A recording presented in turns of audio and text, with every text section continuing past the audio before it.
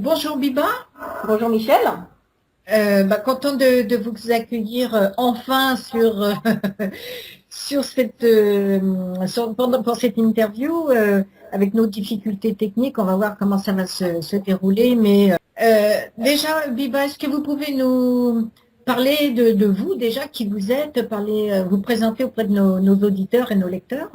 Ok, donc je suis Biba Pedron, je suis française, mais je vis aux États-Unis depuis presque 11 ans maintenant. Et en fait, je suis venue m'installer au démarrage parce que c'était un rêve de petite fille de vouloir venir vivre à New York. Et comme je disais quand j'étais petite, un jour je serai américaine. Donc je suis toujours pas américaine, mais en tout cas, je vis aux États-Unis depuis 11 ans. J'ai passé 5 ans à New York et ça va faire presque 6 ans que je suis à Miami maintenant. 6 ans à Miami, une belle ville, bien connue pour, plus connue pour ses séries télévisées, mais Ce qui m'a attiré surtout à Miami, c'est surtout le soleil, parce que c'est vrai que moi, depuis toujours, j'avais toujours dit que je voulais m'installer à New York, et ça m'a pris pratiquement 10 ans pour réussir à venir à m'installer. Et puis un jour, je suis venue voir une amie, j'ai passé 3 jours à Miami. Il neigeait à New York, et comme les hivers à New York étaient de plus en plus froids et que je voyais le climat ici à Miami, donc au bout du 3e jour, quand mes amis m'ont demandé alors qu'est-ce que tu penses de Miami, je leur ai dit je déménage, ce qui a surpris tout le monde. Ce qui a surpris tout le monde. Et 4 mois plus tard, effectivement, je déménageais.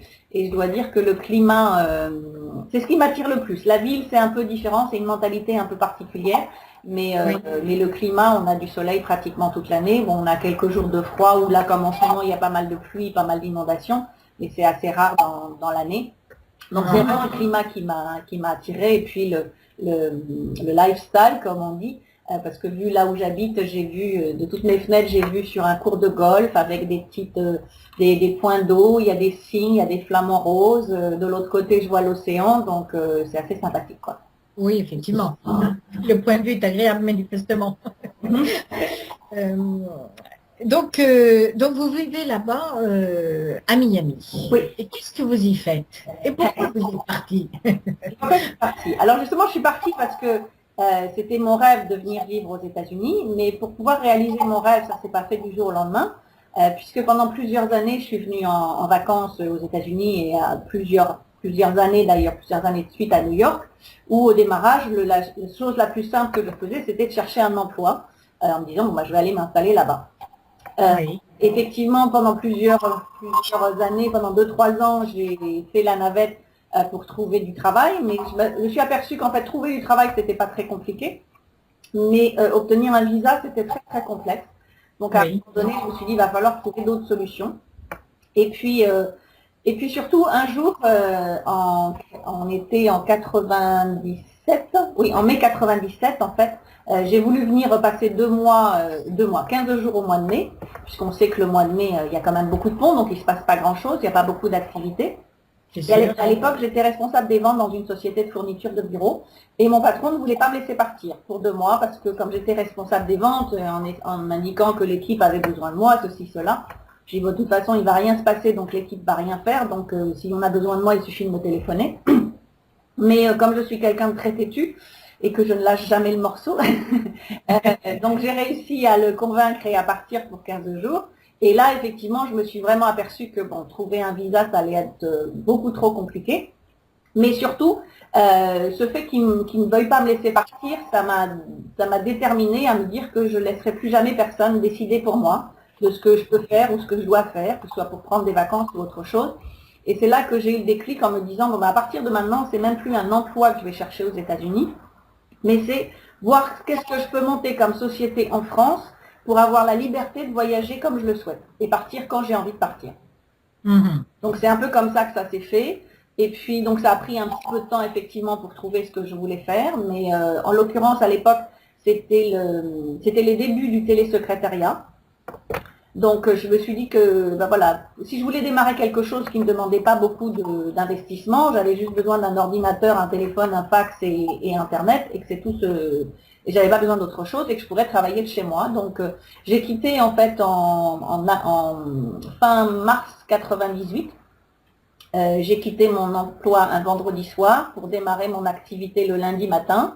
Donc, sans économie particulière, sans client, sans savoir ce que c'était qu'une secrétaire ou ce que faisait une secrétaire, sans véritablement savoir utiliser l'ordinateur, ni Word, ni Excel, mais je me suis dit que bon, ça ne devait pas être si compliqué, donc j'apprendrais. Et puis, voilà, et puis je me suis lancée comme ça. Et du coup, donc j'ai lancé l'activité, donc en faisant ma promotion, bien sûr, comme ma formation c'était d'être commercial, à un moment donné, j'ai proposé aussi des services pour faire de la prise de rendez-vous ou de la promotion de produits. Et c'est ça qui, en fait, fonctionnait mieux. Donc, moins de 6 mois, ou en 6 mois, mon activité s'est transformée de télésecrétariat à télémarketing. Et puis après, c'est parti comme ça, parce que du coup, j'intéressais beaucoup de PME qui n'avaient pas les moyens d'avoir des représentants ou des vendeurs en interne, et qui par contre ne pouvaient pas contacter les grandes sociétés de télémarketing parce que c'était beaucoup trop cher pour eux. Oui, oui. Donc j'ai développé l'activité comme ça pendant 2 ans. Donc pendant 2 ans, je ne suis pas retournée aux États-Unis parce qu'il fallait bien lancer l'activité. Comme j'avais démarré pratiquement sans économie et que du jour au lendemain, je me retrouvais sans salaire, donc c'était pas évident. Mais donc j'ai développé l'activité et en mai 2000, une fois que ça tournait relativement bien, je me suis dit bon là c'est bon, maintenant je peux repartir aux États-Unis et faire un test. Donc pour être sûr que tout fonctionne, j'ai quand même informé tous mes clients pour leur prévenir que je partais 15 jours, parce que si jamais il y avait eu des problèmes techniques, des problèmes d'internet ou de téléphone ou autre. Et en fait, au bout de 15 jours, quand je suis revenue, j'ai rappelé tout le monde pour les prévenir que j'étais de retour. Et là, c'était assez étonnant parce qu'en fait, la majorité m'ont dit, mais au fait, quand est-ce que vous partez en vacances à New York? Et là, je me suis dit, bon, c'est gagné. C'est parce qu'en fait, je leur ai dit, mais en fait, d'abord, c'était pas des vacances. J'y allais pour travailler et je viens juste de rentrer.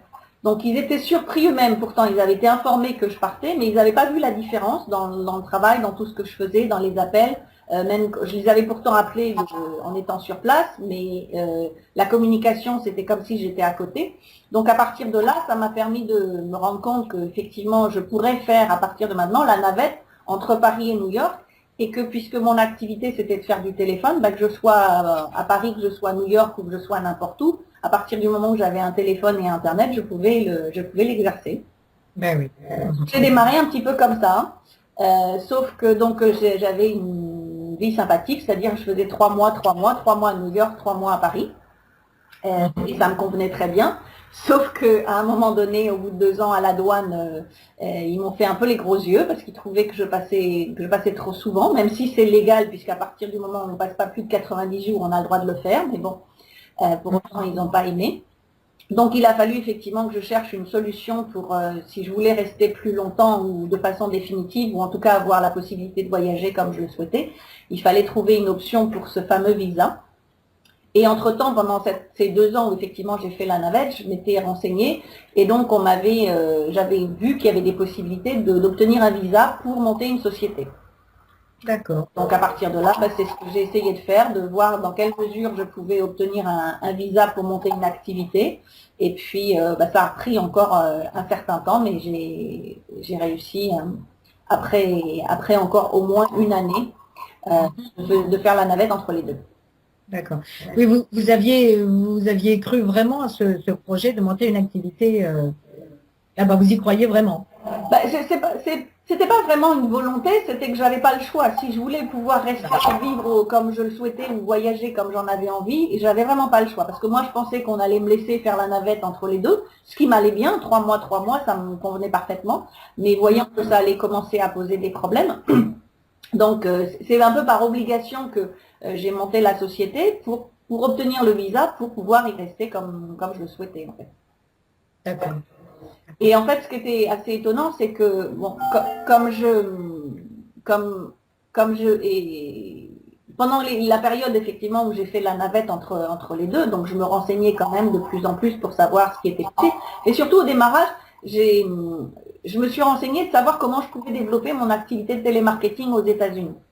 Je pensais que j'allais trouver des clients américains, donc des small business, comme on dit, l'équivalent des TPE, qui pouvaient être intéressés, qui avaient soit des produits à vendre sur la France, ou soit qui souhaitaient organiser des rendez-vous sur la France, trouver des prestataires ou autres. Et donc, pour savoir comment j'allais aborder les Américains, j'ai déjà aussi passé tout un été à la bibliothèque pour me renseigner, de savoir comment on faisait du business à l'américaine. C'était quoi le marketing à l'américaine, comment ça se faisait, comment on aborde les gens. comprendre un peu mieux la culture. Et en fait, pendant toute cette période-là, c'est là que j'ai découvert en fait le networking, parce que plus ça allait, plus dans mes lectures, on parlait de networking, qu'il fallait aller à des networking, que les entrepreneurs, 90% de leurs clients, ils les trouvent grâce au networking. À un moment donné, je me suis dit, bon, il faut quand même que je regarde un peu ce que c'est networking. Et donc, j'ai trouvé un événement en ligne, donc je me suis inscrite. Et puis, quand je suis allée à mon premier événement, en fait, je suis arrivée au bar, j'ai pris mon badge, j'ai fait le tour du bar et en moins de 2 minutes, j'étais déjà partie. Parce que ça m'avait fait, non seulement ça m'avait impressionné, mais en plus, il y avait 100 ou 200 personnes dans le bar. Donc, autant dire que c'est un brouhaha pas possible. Et que surtout à l'époque, mon anglais était pas, je parlais pas couramment. Donc, quand les gens commençaient à me parler, c'est-à-dire que j'avais le problème, c'est que je le parlais bien, mais j'avais du mal pour le comprendre et comprendre l'accent américain. Donc, quand je commençais à parler comme je le parlais correctement et que je le parlais relativement vite, les gens ont commencé la conversation très vite. Mais là, il fallait que je les arrête en disant attention, doucement. Est-ce que vous pouvez répéter plus lentement? Donc là, avec un tel brouhaha, c'était même pas possible. Donc, c'est le fait que en 2 minutes, je suis partie. Mais bon, quelques semaines plus tard, je me suis dit, bon, il faut que j'y retourne parce que tout le monde m'en parle, tout le monde me dit que c'est comme ça qu'il faut faire du business ici. Donc, si je veux vraiment réussir aux États-Unis, il faut trouver une solution. Donc, j'ai suis retournée à d'autres événements, mais là, en m'imposant, en fait, me dire, bon, allez, je partirai pas tant que j'ai pas parlé au moins à 2 personnes, la fois suivante à 3 personnes, 4 personnes. Et pareil, comme j'ai un tempérament relativement timide, je me voyais pas aller aborder un groupe de 4-5 personnes en train de parler. Donc, en fait, je me mettais dans un coin et j'attendais qu'on vienne me parler. Donc, c'était plus simple. J'attendais que les gens démarrent la conversation.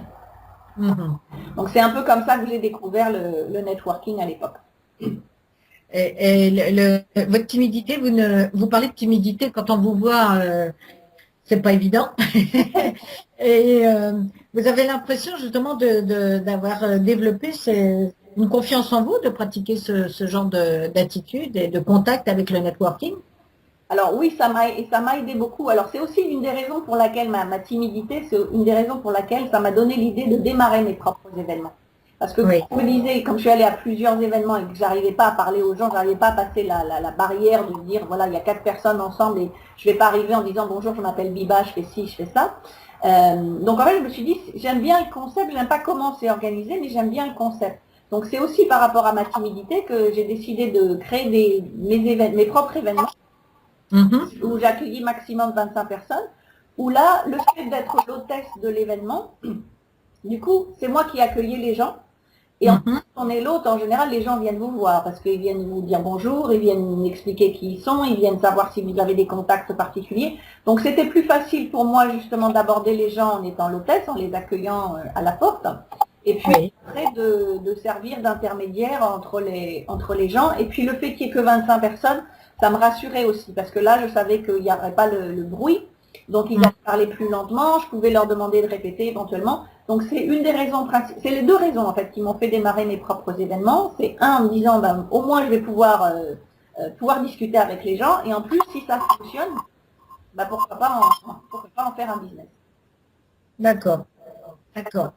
Vous me demandiez si ça, effectivement, si on n'a pas l'impression aujourd'hui que je suis timide, mais je le suis toujours, ça n'a pas changé. On me voit partout, comme on me dit, en permanence, donc on a l'impression que je suis quelqu'un d'extraverti, mais absolument pas. Et d'ailleurs, c'est très marrant, parce que si je vais dans un événement business, j'ai effectivement aucun problème pour aborder les gens, parce que je sais que le thème, c'est le business. Maintenant, vous mettez dans un événement social, quel qu'il soit, je ne parle à personne. J'attends qu'on vienne me parler, ça n'a pas changé. Ça, même 11 ans plus tard, ça n'a pas changé. D'accord, d'accord. La différence, c'est que d'un côté, vous parlez travail et ça vous engage un petit peu moins, on va dire. Hein. C'est moins personnel. Donc, voilà, c'est moins personnel. Le sujet, c'est là.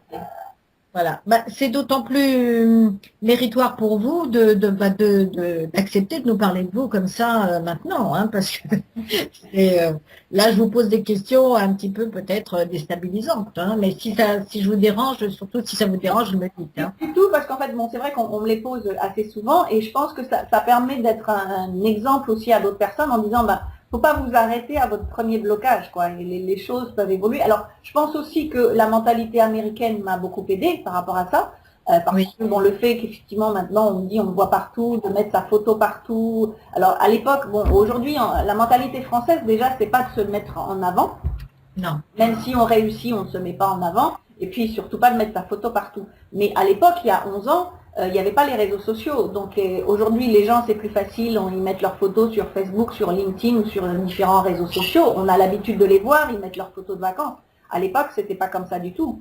Donc moi, quand j'ai commencé effectivement mon activité, que j'ai fait mon premier site internet, il n'était même pas question que je mette ma photo où que ce soit, que c'est les Américains qui m'ont poussé en me disant mais si, ici, c'est la personne qui est importante.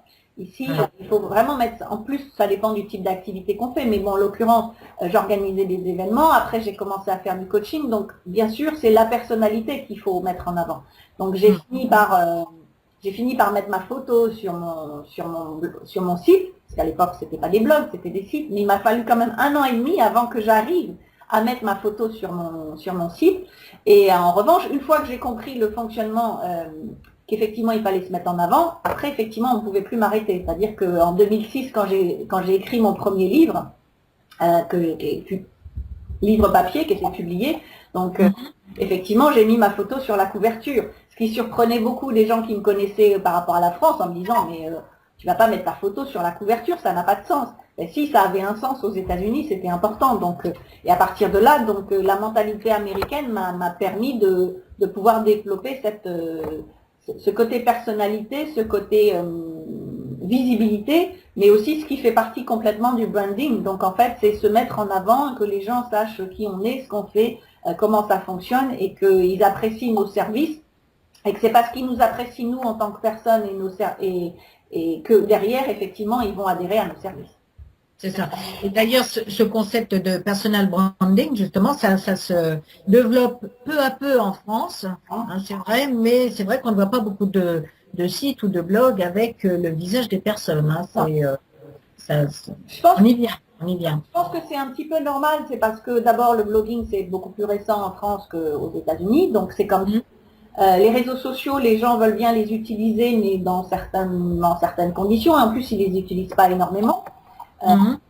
Donc, ce qui fait que, c'est pareil, il faut le temps que les gens, je pense que d'ici 2-3 ans, quand ce sera plus une habitude, quand la France utilisera les réseaux sociaux de la même façon qu'on utilise les réseaux sociaux aux États-Unis, ils mettront plus facilement leurs photos.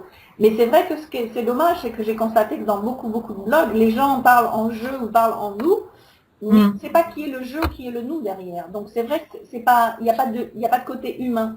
Et si sur un blog, si quelqu'un nous dit voilà, moi je suis un expert et je vais vous apprendre telle et telle chose, mais que derrière on ne sait toujours pas qui il est ou qui elle est parce qu'il n'y a pas de photo, on n'adhère pas. Les gens ont besoin d'adhérer à une personne. C'est vrai, ça ne donne pas confiance, hein, effectivement, quand on ne sait pas qui on a affaire. Voilà, et on a l'impression que les gens ont quelque chose à cacher, donc c'est pour ça qu'ils ne mettent pas leurs photos. Et je sais que chaque fois que j'ai de nouveaux clients, première chose que je leur demande de faire, c'est de mettre leurs photos, de le mettre en évidence et pas caché dans un coin, mais bien on arrive sur la page et on voit leurs photos, surtout s'ils font soit du coaching, soit ils sont consultants, ou si c'est des choses qui se font par rapport, toujours pareil. C'est-à-dire si on vend un produit, je ne sais même pas quel type de produit, mais si on vend de la lingerie par exemple, j'ai une cliente effectivement qui vend de la lingerie. Bon là c'est pas nécessairement, c'est plus la lingerie qu'on met en avant, donc c'est pas nécessairement sa photo.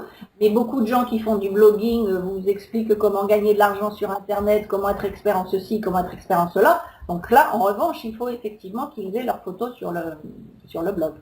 C'est ça. C'est ça. Et d'ailleurs, c'est quelque chose qui manifestement vous a réussi parce que vous avez été appelée la Collection Queen par les Américains. Alors, vous pouvez en dire un petit peu plus? Oui, en fait, c'est-à-dire que quand je suis arrivée à New York, donc je parlais quasiment pas anglais ou très peu, et je connaissais absolument personne. Donc j'ai démarré ces événements, et comme le fait de les faire en petit comité, si je puis dire, d'être, je trouve pas le mot, d'interagir en fait avec les gens, d'être connecté avec les gens, puisque mon but en fait c'était d'avoir peu de personnes pour pouvoir les mettre en relation. Donc ce qui fait que très rapidement j'ai été connue pour mettre les gens en relation en permanence, les connecter les uns les autres, leur dire vous devriez contacter telle personne, ou j'ai rencontré telle personne à un événement, parce que non seulement je faisais mes événements, mais en plus j'allais à beaucoup d'événements. Et d'ailleurs à une époque j'organisais jusqu'à 4-5 événements par mois.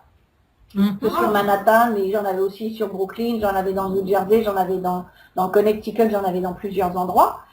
Et donc, c'était toujours, mais ça fait partie aussi de ma personnalité, c'était de mettre les gens en relation.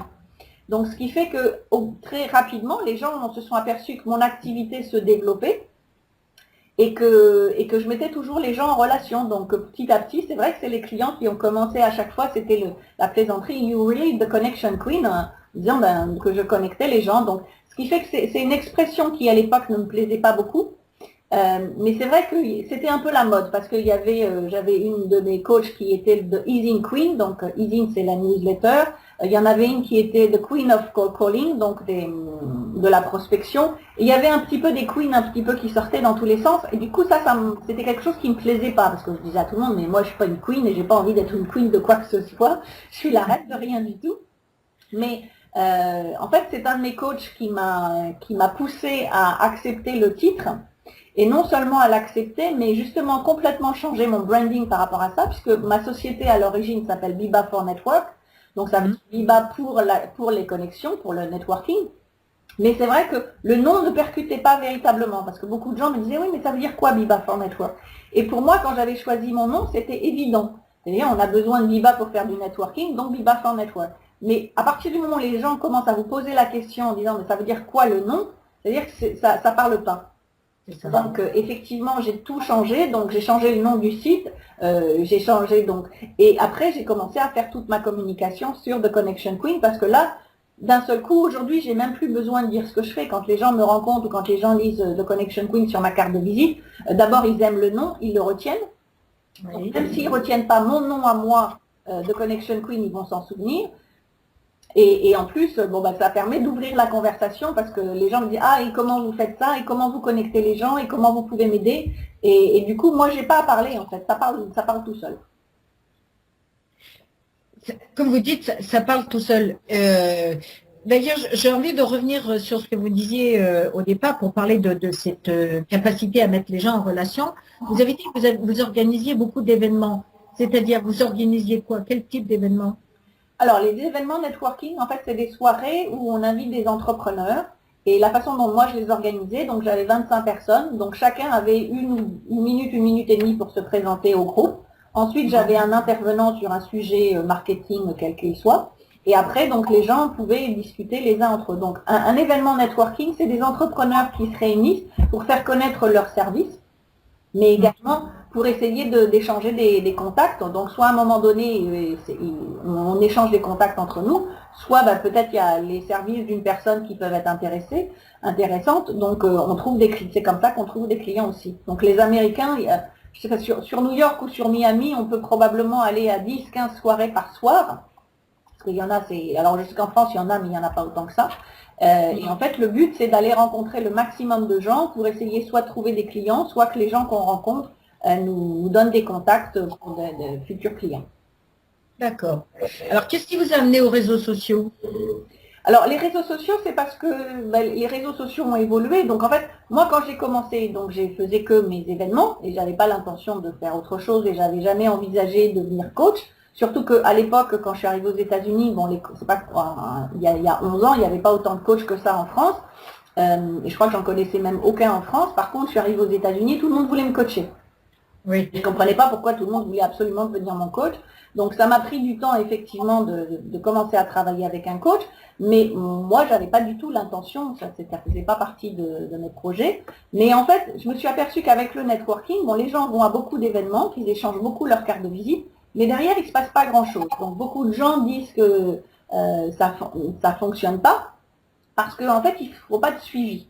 C'est-à-dire qu'ils ont le sentiment que je vais à un événement, je vais rencontrer 100 personnes et il y en a bien un qui va devenir un client. Mais si on ne s'occupe pas de relancer les gens derrière et d'avoir un système pour communiquer avec eux de façon régulière, effectivement, il ne se passe rien. Donc, pendant les 6 premiers mois de mon activité, je me disais, c'est bien leur histoire de networking, mais comment je monétise tout ça? Comment j'en fais de l'argent? Comment j'ai plus de clients et comment? Donc, ce qui fait que j'ai continué d'étudier pour me dire, voilà, il faut vraiment que je comprenne comment ça fonctionne et comment je peux transformer ces contacts en clients. Donc, du coup, j'ai développé un système, mais qui n'était fait que pour moi-même, que pour me dire, à un moment donné, il faut que je gagne de l'argent avec cette société-là. Donc, j'ai développé un système où, justement, j'avais un système comment développer le suivi ou après plusieurs, puisqu'en marketing on dit qu'il faut contacter, que les gens doivent entendre un message minimum 7 fois pour commencer à y prêter attention. Donc oui, c'est pareil, dans le marketing, si on envoie juste un email une fois, il ne se passe rien. Donc j'avais mis en place ce système où quand téléphoner, quand envoyer un email, quand envoyer une carte postale, quand envoyer un courrier. Donc j'avais mis ça en place et petit à petit je l'ai développé. Et c'est ça aussi que en moins de 2 ans, les gens qui savaient que j'étais arrivée il y a peu de temps ont vu l'évolution de mon activité et donc ont commencé à me demander mais comment je faisais si j'avais un secret particulier pour que effectivement ça fonctionne bien. Et toujours le même coach qui m'a poussé à utiliser The Connection Queen, quand je lui disais plus ça va, plus on me demande comment je fais, mais je ne me voyais pas, moi, en tant que Française qui venait d'arriver, pour qui le networking était relativement nouveau, aller enseigner aux Américains qui font ça depuis toujours.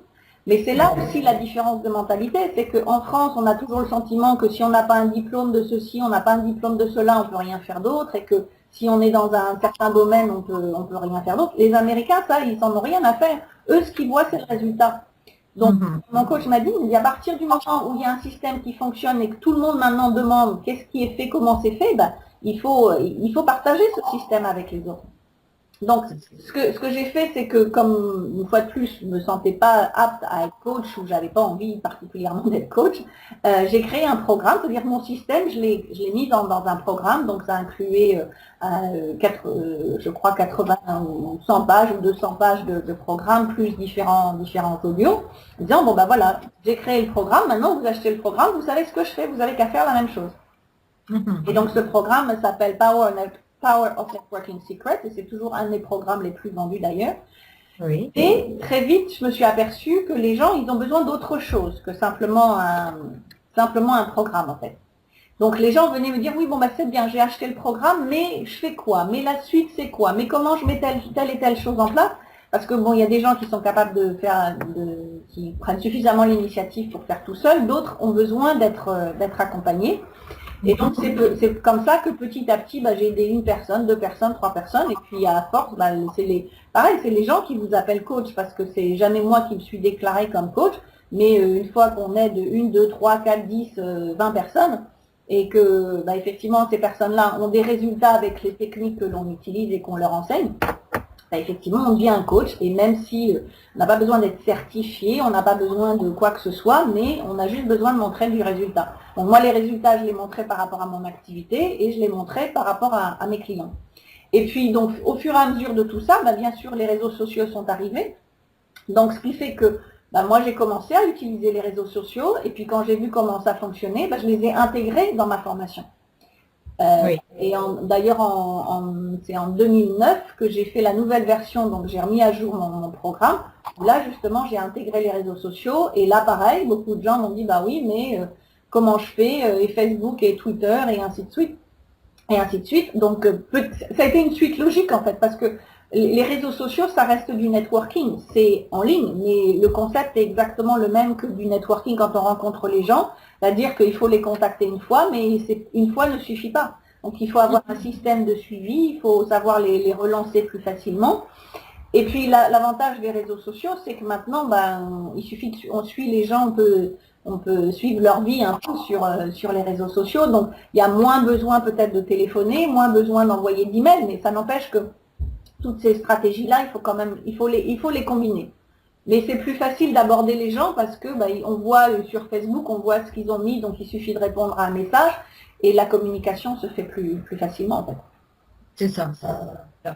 D'ailleurs, vous préférez ou pour vous, quel est le réseau le plus performant que vous utilisez le plus? Moi, c'est Facebook. En ce qui me concerne, c'est Facebook. C'est celui que j'utilise. C'est-à-dire, j'en utilise 2. Alors, j'utilise essentiellement Facebook où je publie plusieurs fois par jour parce que c'est ce qui permet le plus de visibilité. Oui. Donc parce que c'est quand même celui qui est le plus utilisé. Par contre, je dirais que concrètement, pour avoir des clients, pour avoir des partenariats, ça vient de LinkedIn. Oui, vous faites nettement la différence entre les deux. Par rapport au contact, oui. C'est-à-dire que je dirais que LinkedIn, c'est un peu comme si c'était un networking business. Et Facebook, c'est plutôt un networking social. Donc, on discute avec les gens. Mais ce qui est intéressant aussi, c'est de voir que même si les gens ne réagissent pas nécessairement à ce qu'on met, ou si les gens ne mettent pas toujours de commentaires, et en plus je dirais qu'au niveau francophone c'est encore pire parce que peu de gens mettent de commentaires, mais même au niveau américain, je me suis aperçue que même si les gens commentent pas ce qu'on met, pour autant ils le voient. Parce que moi, je m'aperçois quand je vais à des événements ici, et je vais à pas mal d'événements, beaucoup de gens me parlent de ce que j'ai mis sur Facebook. Ah oui. En fait, c'est important de mettre des choses. Alors, il faut mettre beaucoup de choses, même des choses personnelles, mais pas des choses privées. Mais ce qui intéresse plus sur Facebook, c'est ce qu'on met à titre personnel. Et dès que je mets une photo un peu personnelle ou quelque chose d'un peu, où je parle de quelque chose de personnel, je vois bien que le nombre de commentaires ou le nombre de j'aime par rapport à quelque chose de business.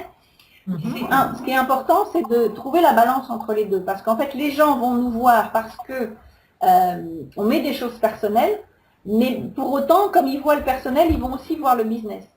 Donc ça va déclencher des clients à un moment ou à un autre, justement parce qu'il y a cette combinaison-là. Alors que sur LinkedIn, on ne met pas de choses personnelles, on met que du business. C'est ça. C'est plus, comme disent les Américains, right to the point, donc on sait où on va directement. C'est ça. D'ailleurs, j'ai remarqué que sur Facebook, vous mettez souvent des photos justement de vos networking qui donnent congruence à ce que vous dites au niveau du networking d'ailleurs, dans votre activité professionnelle. Voilà. Tout est lié. Il faut montrer qu'on est actif parce qu'il ne suffit pas de dire j'organise des événements puis les gens ne voient jamais les événements. Si on veut attirer du monde, il faut effectivement que les gens voient quel type d'événement on organise, ce qu'on fait, comment on le fait. Donc en fait, les gens ont besoin de voir comment on est actif dans notre business en fait. Donc effectivement, chaque fois que je fais des événements, on prend des photos. Chaque fois que moi je vais à des événements d'autres personnes, je prends des photos également. J'ai pas mal de coachs et de mentors. Quand je les vois, comme là ce week-end, j'ai passé 3 jours avec Les Brown, qui est un motivational speaker très connu aux États-Unis. Il est sûr que j'ai fait plusieurs photos. Ce que j'aurais jamais fait il y a 10 ans, parce que j'aurais jamais osé même demander de leur faire une photo. Mais c'est important et ça montre aussi, être en photo avec Les Brown, c'est... Alors pour les Français, ça ne veut pas dire grand-chose parce qu'il n'est pas connu, mais c'est comme si j'étais en photo avec Anthony Robbins. Ah, effectivement. Voilà. Donc là, c'est plus... Parce que j'ai vu la photo, mais je ne connais pas ce monsieur. Donc, pour les Français, ça ne veut rien dire. Pour les Américains, ça veut dire beaucoup. Parce que Les Brown est considéré comme un des 5 top motivational speakers aux États-Unis. Donc, il est dans le même groupe qu'Anthony Robbins.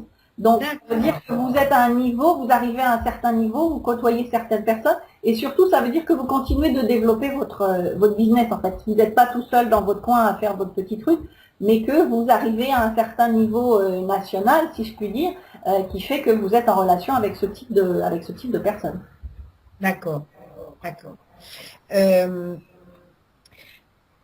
Justement, dans les conseils qu'on pourrait donner à nos auditeurs et à nos lecteurs, pour vous, qu'est-ce que c'est quels conseils vous donneriez à des entrepreneurs, des personnes qui ont envie de créer une société, soit physique, soit sur le web, mais de se lancer comme ça et de promouvoir son activité sur le web?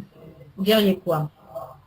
Déjà, la première chose, et c'est le problème qu'ont beaucoup de gens quand ils démarrent une activité, et surtout en plus quand c'est sur Internet, parce qu'il y a eu tellement un boom du blogging ces 2-3 dernières années que tout le monde fait un peu tout et n'importe quoi.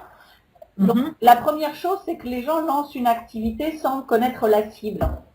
Donc, ils font un site où on trouve tout dessus. C'est un peu ce que j'appelle, moi, les blogs sapins de Noël. C'est-à-dire qu'ils mettent tout, c'est un peu un fourre-tout avec des bannières qui cliquent un peu dans tous les sens en espérant que quelqu'un va venir leur acheter quelque chose. Donc la première chose, c'est de savoir ce qu'on veut, qu'est-ce qu'on veut vendre, sur quoi on est passionné déjà, qu'est-ce qu'on veut vendre, et après, quelle est la cible. Parce que si on n'est pas passionné, quand on démarre un business, moi, chaque fois que j'ai démarré une activité, ça a toujours pris pendant au moins 1 an de travailler 7 jours sur 7, entre 12 et 14 heures par jour. Donc si on n'a pas la passion de ce qu'on fait, on va pas s'y mettre correctement. On va pas y travailler des jours et des nuits. Donc déjà, il faut avoir la passion de ce qu'on fait. Et ensuite, avoir la passion, c'est une chose, mais il faut aussi savoir, est-ce qu'il y a une clientèle à ce qu'on veut vendre?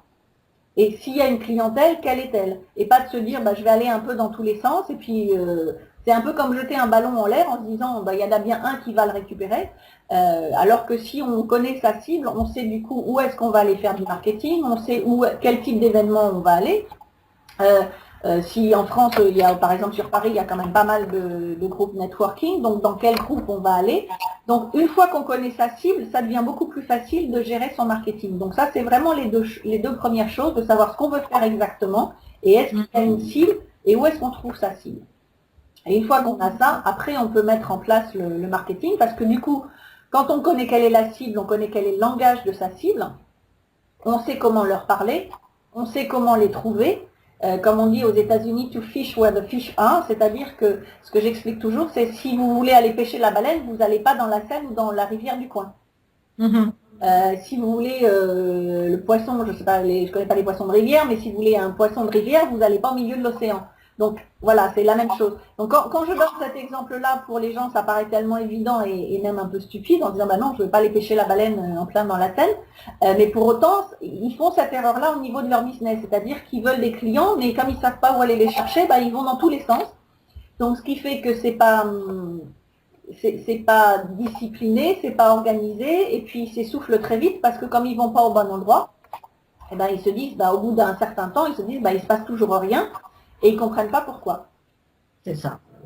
Et là, j'ai souvent des gens qui ont des blogs d'ailleurs qui posent le problème. Et là, j'ai encore eu l'exemple, je crois, en début de semaine, où effectivement quelqu'un qui me disait, voilà, j'ai fait un blog il y a 2 ans, mais ça fait 1 an qu'il s'y passe plus rien, parce que ça m'énerve, on n'en finit pas. Ça n'en finit pas, il se passe rien, il n'y a pas de trafic et rien. Alors, comme je fais d'habitude, je vais voir le blog, et en 3 secondes, je comprends pourquoi il s'y passe rien.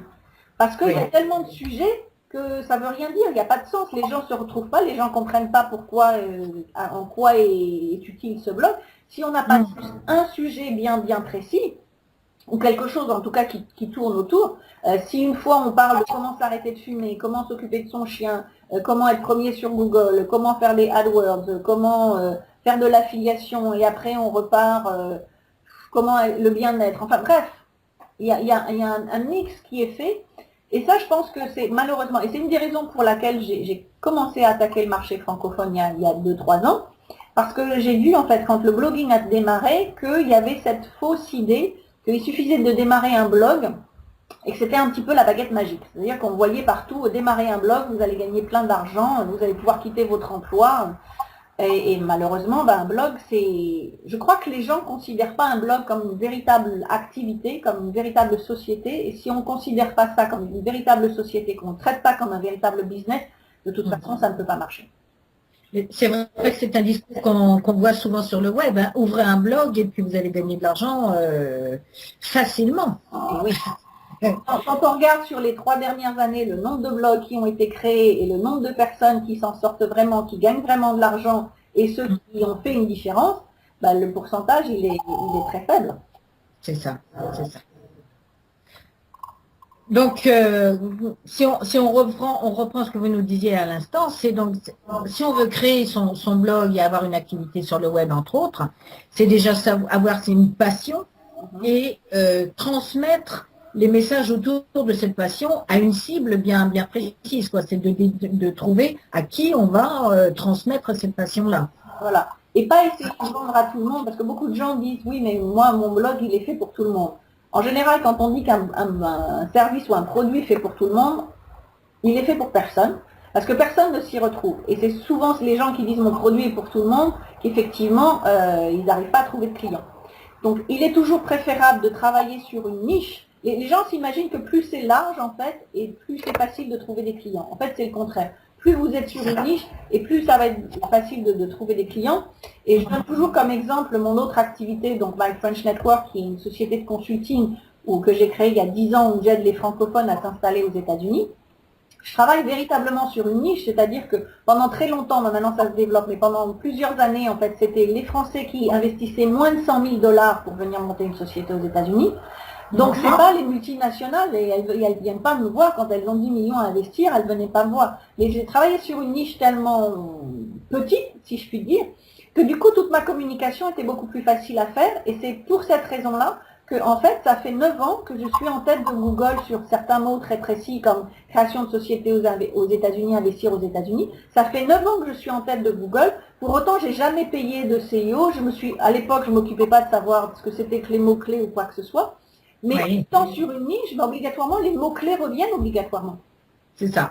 Donc, comme j'ai à peu près 200 pages de contenu sur ce site-là, et qu'avec le temps, bien sûr, mais je l'ai beaucoup travaillé les premières années, et que les gens, en général, quand je demande aux clients, quand ils font leur première consultation, par quel intermédiaire vous m'avez trouvé, la réponse est souvent, de toute façon, on regarde sur Google, on arrive soit sur votre site en direct, soit sur un site où il y a un lien vers le vôtre, soit c'est une interview que vous avez faite, soit on arrive sur une de vos vidéos, mais de toute façon, on est obligé de passer par vous. C'est ça. C'est ce qui s'appelle du référencement, ça. Hein.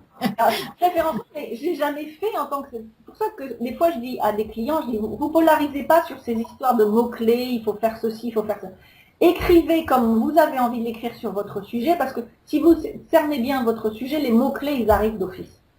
Oui. Donc, moi, j'ai jamais essayé d'être en tête de Google, j'ai jamais payé de SEO, parce que vous pouvez payer très cher pour être en tête de Google en 48 heures, mais de la même façon, vous partez en 3 semaines, vous êtes parti, parce que Google a changé ses filtres.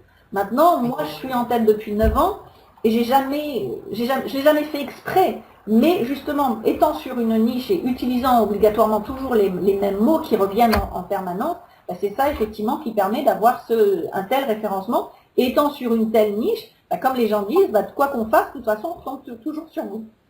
C'est ça. Et à quel rythme vous publiez? Parce qu'il y en a qui disent, qui publient tous les jours, d'autres plusieurs fois par jour, d'autres tous les 15 jours, tous les mois. Mais bon, quelle est votre méthode à vous? Ma méthode à moi, elle a un peu évolué dans le temps.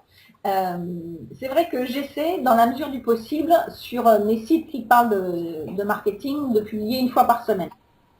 Mais je ne fais pas une fois par jour, ça c'est sûr. Ça, je n'ai pas le temps d'écrire une fois par jour. J'ai déjà du mal à écrire un article une fois par semaine. Mais j'essaie dans la mesure de publier au moins une fois par semaine. Mais c'est pareil, ça dépend. Il faut connaître sa cible parce que mon blog, par exemple, qui correspond à My French Network, ma cible, c'est pas des gens qui sont sur les réseaux sociaux. Donc j'ai une page Facebook pour cette activité-là, mais je crois qu'il y a moins de 300 personnes dessus, ou 300 et quelques. J'ai un blog, mais je publie pas très souvent parce que c'est pas ça qui m'attire du monde. En l'occurrence, c'est toujours mon site qui m'amène du monde. Donc, comme le site fait son travail, ça m'amène des clients pratiquement toutes les semaines. Donc, j'ai pas besoin du blog. Je mets des articles sur le blog plus pour de l'information générale, mais pas. Puis aussi parce qu'au bout d'un certain temps, créer des articles sur la création de sociétés aux États-Unis, on finit par toujours tourner en rond. C'est ça. Donc j'ai écrit effectivement, je ne sais plus combien j'ai d'articles, mais je dois avoir peut-être une trentaine ou une quarantaine d'articles. Mais à un moment donné, je ne savais plus quoi écrire. Donc, mais les articles continuent à faire leur effet parce que justement, il y a toujours cette histoire de niche. Donc, comme il n'y a pas beaucoup de gens qui font ce que je fais, c'est facile de retomber. Maintenant, sur le marketing, c'est différent parce qu'il y a beaucoup plus de concurrence. Là, c'est moins un marché de niche, donc on est obligé d'être plus présent. Donc c'est pour ça que ce soit en français ou en anglais, j'essaie dans la mesure du possible de publier au moins une fois par semaine. C'est ça. Et vous en faites la promotion sur les réseaux sociaux. Tout à fait. Vos articles. Donc en fait, quand on publie un article, l'idéal c'est d'aller le mettre sur Facebook, sur LinkedIn, sur Twitter, sur Viadeo. Ça dépend ce qu'on utilise. Alors après, il y a des outils qui permettent, alors maintenant, avec le blogging, il y a des plugins qui permettent de mettre automatiquement, dès qu'on publie un article, ça vous les publie un peu partout. Donc ça gagne du temps. Ce qui est important aussi sur les réseaux sociaux, ce qui fonctionne bien, c'est les groupes, notamment sur LinkedIn et sur Viadeo. Donc, parce que quand vous allez rejoindre un groupe, donc là, effectivement, vous savez que c'est des gens qui sont ciblés. Donc, plutôt qu'une fois, comme je disais tout à l'heure, plutôt que d'envoyer un ballon en l'air en espérant que certains le voient, parce que les réseaux sociaux, c'est ça. Si vous ne savez pas cibler, c'est envoyer un ballon en l'air. Maintenant, si vous inscrivez dans un groupe spécifique sur Facebook ou sur LinkedIn ou sur Viadeo, je ne sais pas si vous aimez les chiens ou vous avez quelque chose autour des chiens, vous allez rejoindre un groupe qui aime les chiens. Ou par exemple, moi j'ai d'autres activités où j'aide aussi les Américains à s'installer en France. Je suis dans des groupes où justement des Américains qui s'installent en France. Donc là, quand je publie un article ou quand je fais de la promotion pour un produit, je sais que je touche la cible automatiquement. Parce que les gens, s'ils s'inscrivent dans ce groupe, c'est qu'ils y ont un intérêt. Sinon, ils ne sont pas dessus. C'est ça. Ouais. Donc, ça devient plus facile de communiquer et de trouver des prospects potentiels. C'est ça. Euh, Est-ce que vous avez c'est tellement riche ce que vous nous dites là que j'ai plein de questions qui me viennent encore, mais on pourra encore parler pendant 3 heures. Biba, lors de d'une conversation que nous avons eue à l'extérieur, vous m'avez parlé de votre formation, des formations que vous suiviez en permanence. Vous pouvez en dire un petit peu plus sur ce sujet?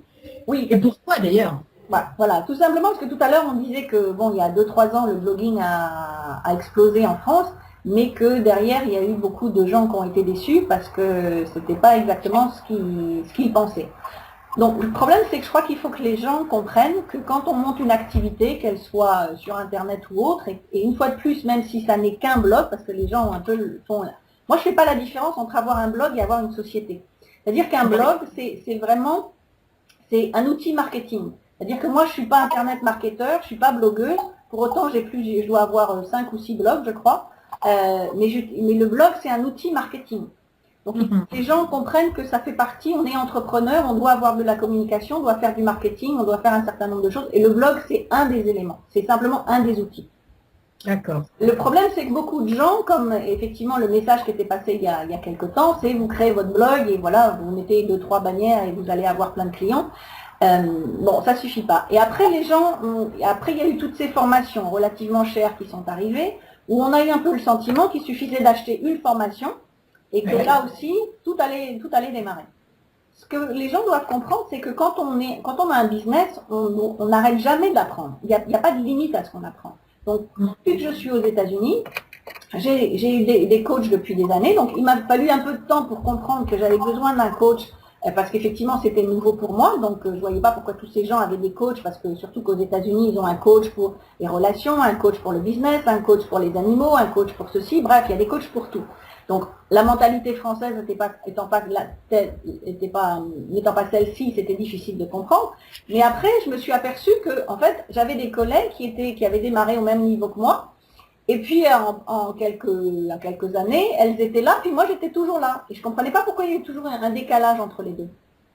Là où je me suis décidée effectivement à commencer à travailler avec des coachs, acheter des formations et travailler avec des coachs, parce que plus on apprend et plus on avance vite. C'est-à-dire qu'au lieu de passer des semaines ou des mois à se demander comment je fais ça, alors comment je monte mon blog, comment j'installe WordPress, comment je fais ma communication, comment j'utilise les réseaux sociaux, comment j'écris des articles, comment je les publie et toutes les questions qui vont avec, quand on ne sait pas, comme on dit aux États-Unis, you don't know what you don't know. Ça veut dire que si on ne sait pas, ben on ne sait pas.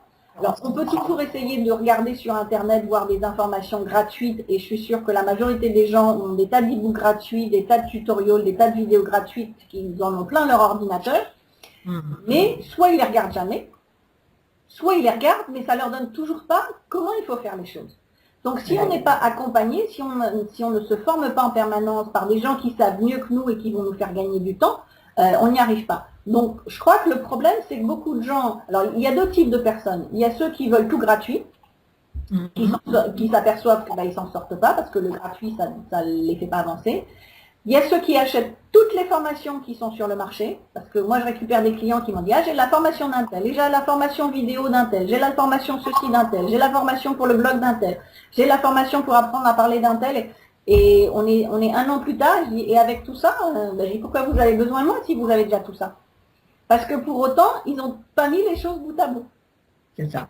Et que suivre une formation, c'est une chose, mais que le problème de ces formations, c'est qu'il n'y a pas d'accompagnement. Donc beaucoup de gens se trouvent bloqués. Parce qu'il y a toute la partie technique, que bon, on peut monter un blog, on a installé des trucs, voilà. Mais après, la partie technique, on fait comment? Donc les gens sont bloqués et les gens ont le sentiment que si on prend une formation, on va tout avoir. En fait, il faut bien comprendre qu'il faut apprendre en permanence, on ne s'arrête jamais. C'est-à-dire qu'il n'y a pas un moment donné où on se dit, bah voilà, j'ai fini d'apprendre, voilà, je suis au bout. Non, on apprend toujours et on apprend par d'autres personnes.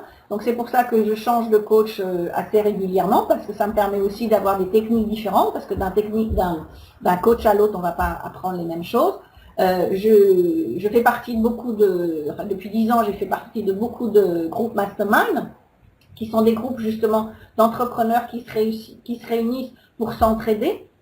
Mhm. Et là, on apprend aussi, on apprend de l'expérience des autres, mais on apprend tout ce qu'ils ont pas fait correctement, toutes les erreurs qu'ils ont faites, ben, ils vont nous les communiquer, donc ce qui fait qu'on va pas faire ces erreurs-là. Donc nous, on peut les aider d'un côté, ils vont nous aider de l'autre, et on n'arrête jamais, jamais, jamais d'apprendre. Moi, j'ai des coachs, je mentionne tout, bon, ça paraît impressionnant, mais j'ai quand même une de mes coachs qui, il y a, je crois, 2 ans, 3 ans, qui avait elle-même un coach qu'elle payait 1 million de dollars à l'année. Alors, ça paraît étonnant en se disant, mais bon, surtout qu'à l'époque, elle était déjà à, je crois, 4-5 millions de dollars à l'année. Donc les gens se disent, bah oui, mais qu'est-ce qu'on peut apprendre à 1 million? Oui, sauf qu'elle est passée de 5 millions à 10 millions en un an. Parce qu'elle a appris de quelqu'un qui était encore bien au-dessus d'elle, qui était au niveau international, qui avait beaucoup de sociétés, donc il lui a appris de nouvelles stratégies, et que il y a toujours des gens au-dessus de nous. Donc on peut toujours apprendre. Et le problème, c'est qu'il faut faire attention quand on démarre, de bien comprendre que si on n'est pas prêt à apprendre et en permanence, à un moment donné, on va être bloqué. Ou alors, on va arriver à un certain niveau et puis ça va plus bouger, on va rester coincé. Et d'ailleurs, j'ai fait l'expérience parce que j'ai travaillé pendant longtemps avec des coachs qui m'a permis de bien décoller. Et à un moment donné, je me suis dit, bon, bah c'est bon, maintenant, je sais toute seule. Et quand j'ai voulu le faire toute seule, pendant 2 ans, mon chiffre, il bougeait pas. Je suis restée, alors c'était bien, c'était pas mal, mais ça ne bougeait plus. Et à partir du moment où j'ai dit, bon, allez, maintenant, il est temps de passer, je veux passer à l'étape au-dessus parce que j'en ai marre de rester bloquée, j'ai recommencé à travailler des coachs et là, boum, d'un seul coup, ça redémarre tout de suite. Pour différentes raisons. Parce que d'abord, on est motivé. Oui. Parce qu'on sait qu'on a quelqu'un sur qui on peut compter, on peut avoir un support. Et quand on travaille dans un groupe, on est encore plus boosté parce qu'on est boosté par le reste du groupe. Parce que quand on voit comment le reste du groupe avance, on se dit, il n'y a pas de raison que moi, je reste à la traîne. Et là, j'ai rejoint un nouveau groupe cette année, donc fin février, au mois de courant février. Et là, rien que simplement le fait de faire mon premier webinaire, par exemple, récemment, et de lancer mon programme Mastermind, c'était c'est des choses que auxquelles je pensais déjà depuis un certain temps, mais j'avais jamais passé, voilà, je me dis, il faudrait que je le fasse. Et voilà, souvent on se dit, il faudrait que je le fasse, et puis ça s'arrête là. Puis on dit demain, et on sait que demain n'arrive jamais. Et là, en fait, avec le groupe, voyant qu'il y avait autant de personnes qui eux-mêmes avaient leur propre programme et qui commencent à fonctionner, du coup, ça m'a boosté, et en l'espace de 3 semaines, j'ai monté mon programme, et je l'ai lancé.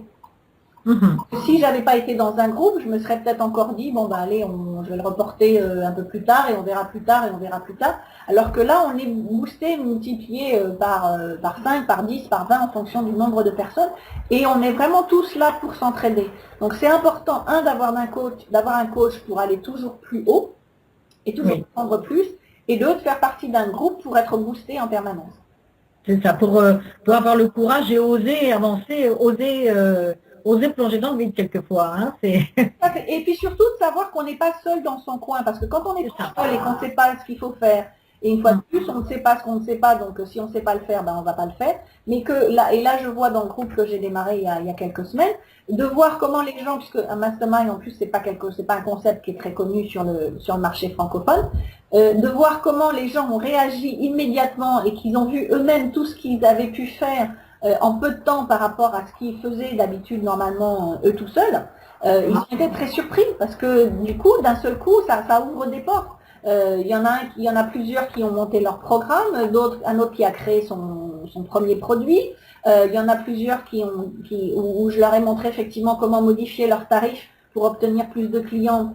Et là, c'est marrant aussi de voir les réactions de chacun en me disant, mais d'un seul coup, j'ai des clients qui me prennent mes formules alors qu'avant, j'arrivais pas à vendre à l'heure, quoi.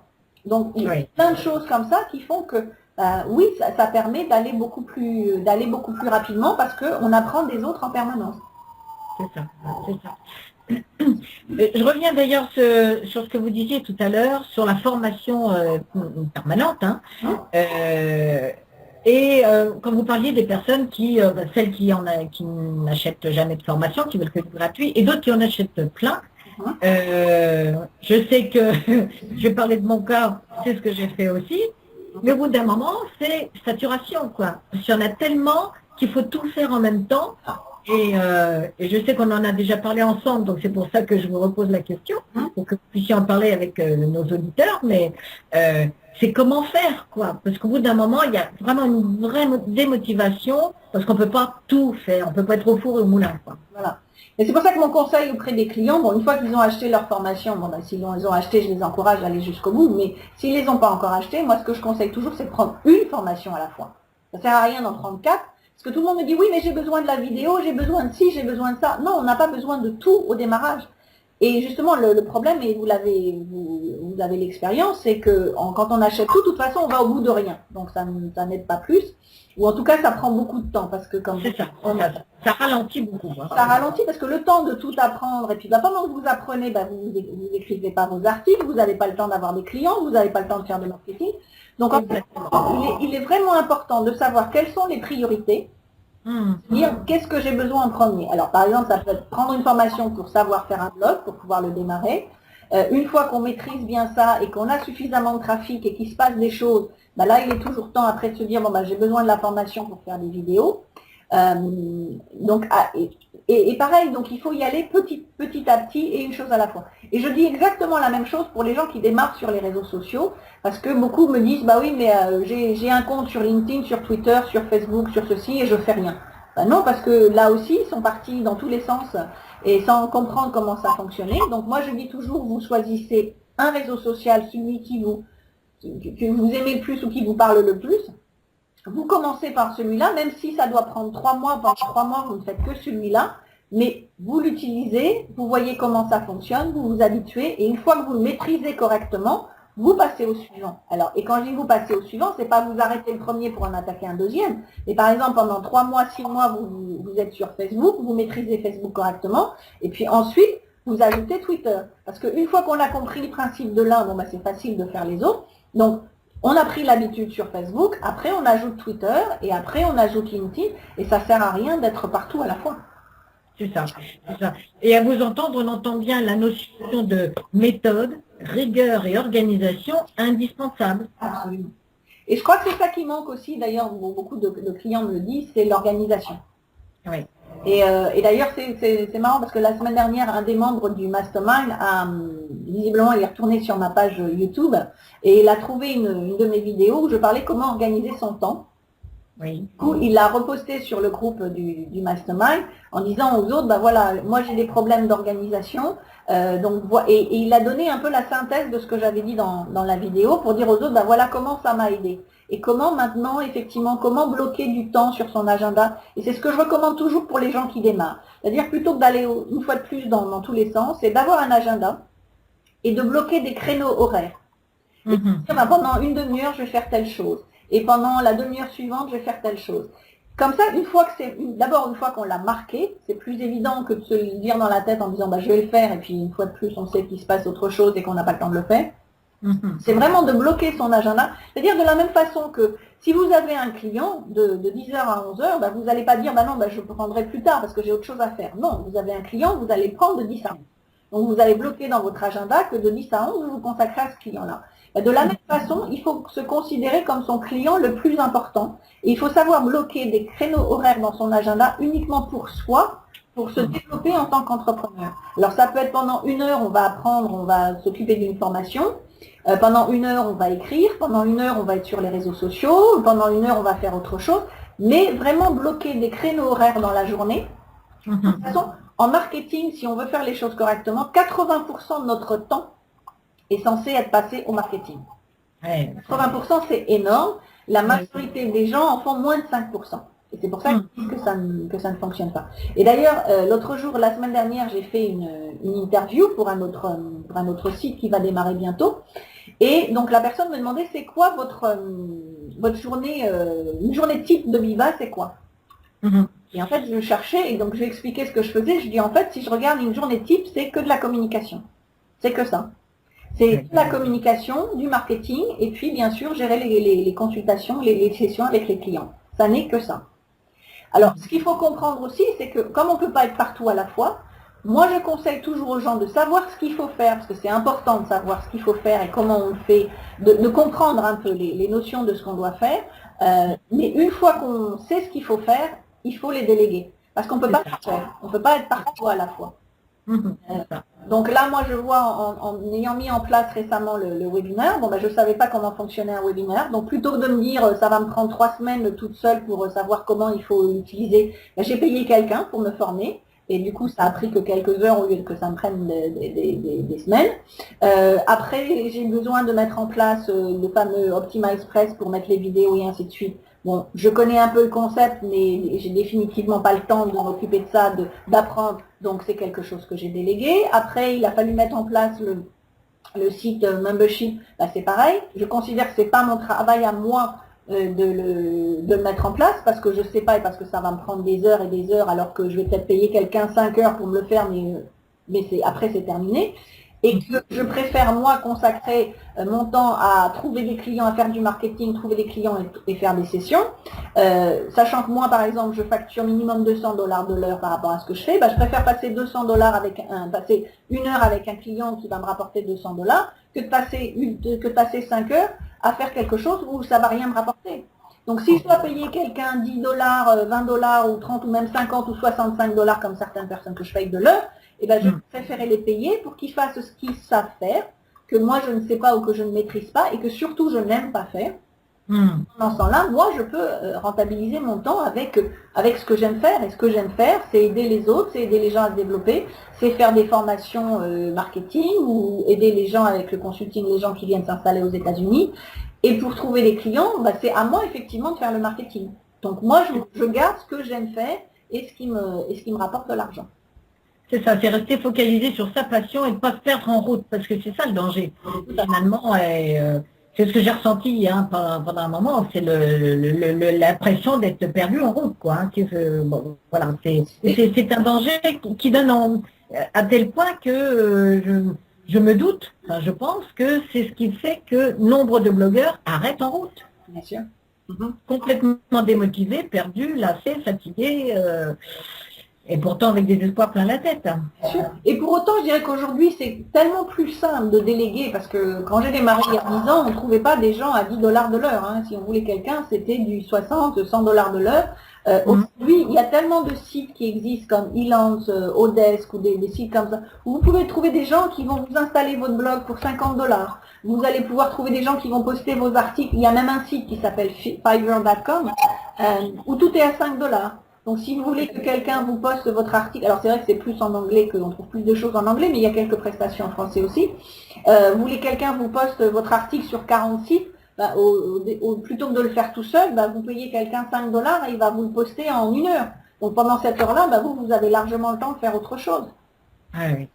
Beaucoup de gens me disent oui, mais j'ai pas l'argent pour déléguer. Aujourd'hui, il faut plus que ce soit une excuse parce que même si on prend quelqu'un, qu'on paye $10 ou 10 euros de l'heure et qu'on le prend que 5 heures pour démarrer dans le mois, ça fait 50 euros. Donc si quelqu'un n'est pas prêt à investir 50 euros, parce que c'est pas dépenser, c'est bien investir 50 euros dans leur business pour eux avoir le temps de faire autre chose et passer à l'étape suivante et trouver des clients, et ben dans ces cas-là, c'est même pas la peine qu'ils démarrent. Faut arrêter tout de suite parce qu'ils n'y arriveront jamais. C'est ça, c'est ça. Et ça, on n'avertit pas, on ne le dit pas au départ, hein, c'est sûr. Hein, on ne l'entend pas souvent dire, effectivement. Vous pouvez rappeler le nom, là, il y a un nom que je n'ai pas très bien entendu. Il s'appelle Fiverr, ça s'écrit Fiverr.com. D'accord. Alors Fiverr en français, Fiverr en anglais. Et là, c'est un site où toutes les prestations sont à $5. C'est-à-dire que si vous voulez trouver quelqu'un qui vous fasse un design pour un e-book ou pour quoi que ce soit, une bannière, vous voulez quelqu'un qui vous fasse une intro pour votre vidéo, qui vous fasse un montage vidéo, une carte postale, plein de choses qui vous postent des articles en ligne ou faire une revue de presse, tout est à $5. Alors, c'est vrai qu'une fois de plus, sur ce site-là, il y a beaucoup plus de choses en anglais qu'en français, mais on peut trouver certaines choses en français. Sinon, moi, il y a un site que j'utilise depuis plus de 3 ans qui est Odesk, donc ça s'écrit odesk.com. Et là, on trouve des gens qui peuvent être dans d'autres pays. Moi, je travaille avec beaucoup de gens en Inde, beaucoup de gens aux Philippines, j'ai des gens en Grèce, j'ai des gens au Canada, donc on trouve des gens dans différents pays. Et c'est des gens que vous allez payer entre 10 et $20 de l'heure en moyenne. Alors, vous pouvez trouver beaucoup plus, mais vous pouvez trouver des gens entre 10 et $20 de l'heure qui sont très professionnels et qui font les choses correctement. D'accord. Donc là, je dois dire, après ça, donc quelqu'un qui vient juste de démarrer, bon, je comprends qu'ils n'aient pas de budget, mais à un moment donné, il faut se dire que si on n'investit pas, on n'y arrivera pas. Et je prends toujours l'exemple de dire, si vous lancez une boulangerie ou une boutique quelconque, vous savez que ça va vous coûter de l'argent. Vous ne pouvez pas dire, ben voilà, j'ai pris mon loyer, j'ai installé ma boutique, maintenant j'ai ma déco, j'ai mes produits dans la boutique et je fais plus rien. Ben non, ça va continuer, il va continuer de falloir investir dans la publicité parce qu'après, il faut amener les gens dans la boutique. Donc même, une fois, j'insiste toujours sur le fait de même avoir un blog parce que j'ai vraiment le sentiment que les gens ne comprennent pas ce que c'est. C'est pas un hobby, ou alors on prend comme un hobby, mais il ne faut pas être surpris si ça ne fonctionne pas. On peut le considérer comme une activité qu'on peut gagner de l'argent avec. Il faut savoir que de toute façon, à un moment donné, il va falloir investir et que quand on commence à investir, on n'arrête jamais. C'est en permanence, en permanence. Donc on n'a pas besoin d'investir des sommes phénoménales nécessairement, mais que de toute façon, il faut toujours investir, il faut toujours apprendre, il faut toujours déléguer et que là, je mentionne toujours effectivement que par exemple, parce que je veux vraiment que les gens comprennent qu'à un moment donné, il faut savoir ce qu'on veut. Et que, par exemple, l'année dernière, moi, j'ai investi 15 000 $ dans un coach et que cette année, j'ai investi 20 000 $. Et que quand des fois, les gens me disent, ben oui, mais vous faites quoi à ce prix-là parce qu'à un moment donné, si on veut passer à l'étape au-dessus, on est obligé. Donc, on ne va pas investir 20 000 $ quand on démarre, c'est sûr. Mais si on investit 50 $, il faut investir, ou 50 €, il faut savoir investir 50 € pour passer à l'étape au-dessus. Et quand on a un peu plus d'argent, ben on va investir plus, on va prendre une autre formation, on va prendre un autre coach, on va prendre un autre groupe, où on va investir, on va déléguer plus, mais que de toute façon, à partir du moment où on démarre, voilà, c'est en permanence, en permanence. J'avais un jour quelqu'un qui m'avait envoyé un email suite à une promotion que je faisais, et qui me disait, qui m'a répondu en disant non, moi, votre formation ne m'intéresse pas, je ne veux pas acheter les formations des uns et des autres, je veux juste que les gens m'achètent mes produits. Oui. Mais ça ne marche pas comme ça. C'est-à-dire que si on n'est pas prêt à investir en soi-même, les autres ne vont pas venir investir en nous. Parce que pourquoi les autres achèteraient notre programme si nous, on veut jamais rien acheter à personne. Ça. Et en plus, quelque chose qui est très important dans les gens, là je vois les derniers clients à qui j'ai fait modifier les tarifs, il y a un côté état d'esprit, c'est-à-dire que les gens se disent, oui, mais je vais mettre au moins cher, parce qu'en mettant au moins cher, j'aurai plus de clients. Et pour autant, j'ai fait l'erreur moi-même il y a des années, donc je sais de quoi je parle, et on a le sentiment que si c'est pas cher, on va avoir beaucoup de monde. Et finalement, on s'aperçoit au bout d'un certain temps que même quand c'est pas cher, on n'obtient pas de clients. Donc déjà, il faut savoir mettre ses tarifs plus chers pour attirer plus de monde, mais pour arriver à passer à cette étape-là, des fois, on a besoin d'un coup de pouce. Et récemment, quand j'ai refait une session avec un client pour lui montrer comment créer ses packages et comment justement multiplier, augmenter ses tarifs, il y a tout un mécanisme en même temps. C'est pas juste de dire vous passez de 60 € à 600 €. C'est tout un mécanisme à leur faire comprendre que eux aussi, ils peuvent le faire. Mais pour autant, toujours pareil dans cet esprit de savoir investir, si on n'est pas capable soi-même de payer un certain prix pour un service, on n'arrivera jamais à vendre un produit à ce prix-là. C'est-à-dire que si soi-même, par exemple, on n'a jamais investi 1 000 € par exemple, dans quoi que ce soit, il ne faut pas espérer de se dire aujourd'hui je vais mettre mon produit à 1 000 ou 1 500 € et tout le monde va me l'acheter. Il faut, si on sait investir, on sait la notion de l'argent, on sait ce que ça coûte, et que du coup, si effectivement, une fois qu'on a investi 1 000 €, là, effectivement, on peut se dire, je peux mettre mes tarifs à 1 000 € parce qu'on a plus de confiance en soi pour le faire, en disant, moi, je l'ai fait. Donc, si moi, je l'ai fait, j'ai su investir dans mon business, donc les autres peuvent investir dans mon expertise. C'est ça. C'est tout un travail sur soi, sur sa relation à l'argent. Tout à fait, tout à fait. Et ça, c'est important. C'est vraiment très important. Et ça fait partie toujours du fait de, il faut toujours apprendre, toujours apprendre. Sinon, on en reste toujours au même point et ça n'avance pas. Et puis, c'est bien pour ça qu'on voit le résultat de... D'abord, le nombre de personnes. D'abord, les gens qui achètent des formations, en moyenne, il y a à peine 5% des gens qui achètent des formations qui vont jusqu'au bout. Oui. Et sur ces 5%-là, il y en a peut-être encore que la moitié qui en font véritablement quelque chose. Donc, ce qu'il faut, par rapport à toutes ces formations dont on disait tout à l'heure, une fois de plus, c'est les prendre une par une, mais les prendre et aller jusqu'au bout et surtout mettre en place ce qu'on a appris. Parce qu'il ne suffit pas de lire un livre ou d'acheter une formation et de dire, ça y est, voilà, j'ai regardé toutes les vidéos, maintenant je sais tout. Oui, mais si on met rien en place, il se passe rien. Et j'ai des fois des gens qui viennent vers moi qui me disent, ah ben oui, il y a 6 mois, j'ai acheté telle formation. Je dis, ben, pourquoi je vois pas? Pourquoi ça n'apparaît pas sur votre site? Pourquoi je le vois pas? Ah ben non, parce que je suis pas allée jusqu'au bout, parce que j'ai arrêté, parce que ceci. Ben, au lieu d'investir de l'argent, là pour le coup, ça coûte de l'argent. C'est un investissement, c'est un coût. Si on va pas jusqu'au bout, donc il faut vraiment avoir cette discipline de se dire quels sont mes objectifs, où est-ce que je veux aller, quelles sont les formations qui sont intéressantes pour moi au moment où, là où j'en suis en ce moment, et que je vais y aller petit à petit, je les prends les unes après les autres, mais que je maîtrise bien tout ce qu'on me dit, je mets en place tout ce qu'on me dit, et une fois que tout fonctionne, là, j'investis dans la formation suivante. C'est tout un processus de développement et professionnel déjà et personnel en même temps, parce que c'est vraiment un travail sur soi à plusieurs étapes. Hein. On vient de parler de la relation à l'argent au départ, ça c'est important aussi. Je voudrais juste finir sur ça, c'est-à-dire que il faut vraiment avoir déjà l'esprit entrepreneur. Si on n'a pas l'esprit entrepreneur, tout ça, ça fonctionne pas. Si on a juste se dire, et beaucoup de gens effectivement aussi, on démarre une activité, vous me demandiez tout à l'heure quels des conseils pour démarrer une activité, si les gens démarrent une activité en disant je vais faire beaucoup d'argent, alors je vais faire comme un tel parce que lui, ça a l'air de fonctionner pour lui. Si c'est la motivation, c'est l'argent, c'est même pas la peine, ça va pas fonctionner.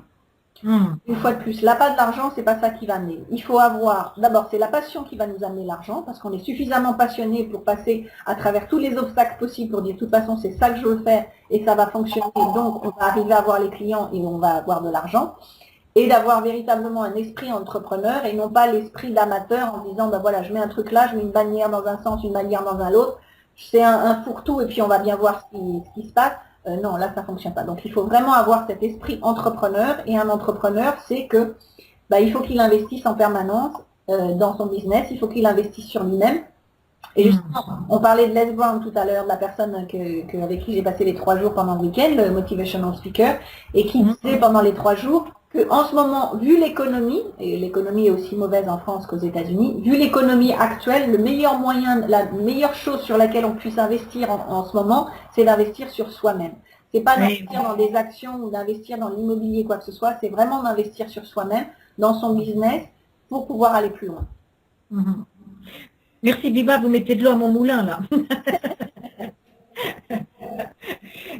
Mais en tout cas, merci de tous ces précieux conseils que vous nous offrez comme ça à tout le monde.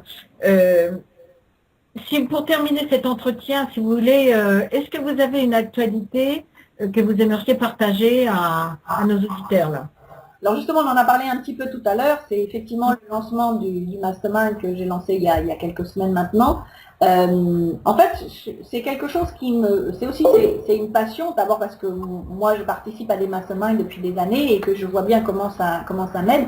Mais c'est vrai que l'intérêt c'est de l'avoir lancé un peu sur le marché francophone. Alors je suis pas la seule à le faire, mais on est quand même très peu à organiser des masterminds tels qu'on organise normalement un mastermind. C'est un truc qui est peu connu. Donc l'intérêt, c'est qu'effectivement tout le monde n'a pas rejoint le mastermind, mais ça je le savais parce que ça a quand même un coût aussi. C'est un investissement. Mais ça a permis à beaucoup de gens de s'apercevoir qu'il y a une autre façon de travailler. On n'est pas obligé d'être tout seul dans son coin pour travailler et qu'on peut avoir de l'aide. Donc ça permet de semer un petit peu la graine en expliquant aux gens qu'est-ce qu'est un mastermind et qu'est-ce que c'est et comment on peut en bénéficier.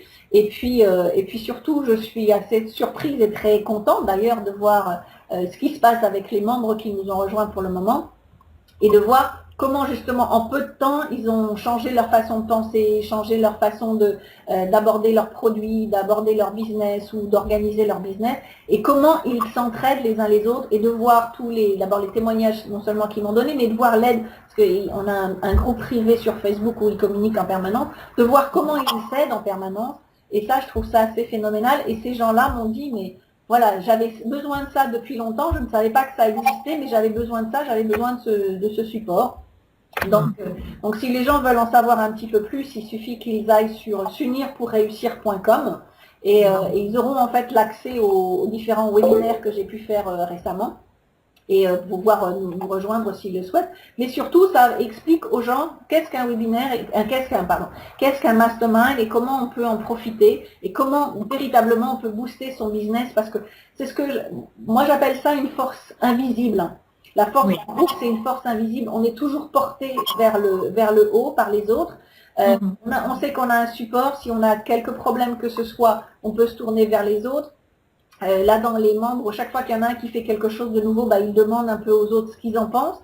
Donc, ça permet aussi d'avoir le feedback de personnes en qui on a confiance avant de lancer les choses de façon publique. Certains se sont entraînés avec des choses qu'ils ne savaient pas faire, donc ils se sont téléphonés en disant voilà, on fait comme ça, et puis en 1 heure, le problème était réglé. Oui. Là où ça faisait des mois qu'ils ne savaient pas mettre les choses en place.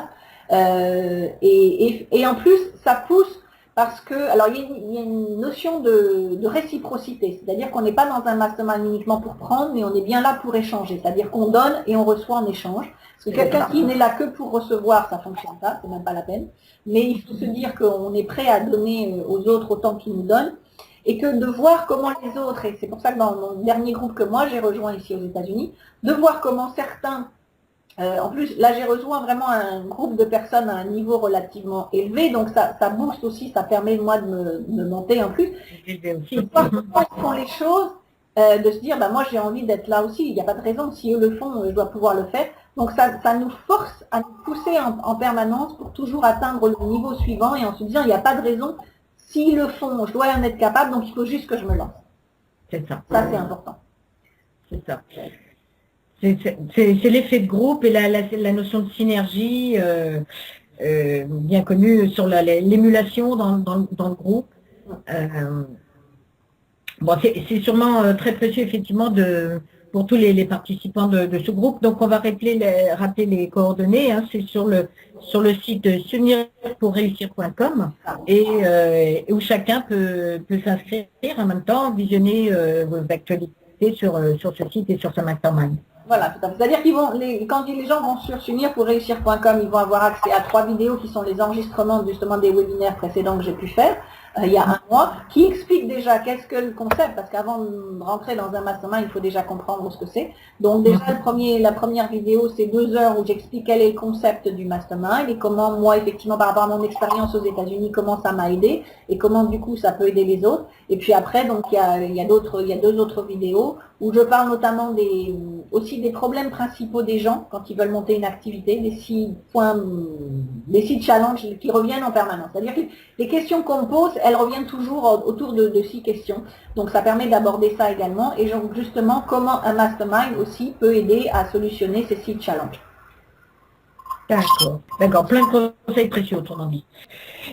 Eh bien, je vous remercie, Biba.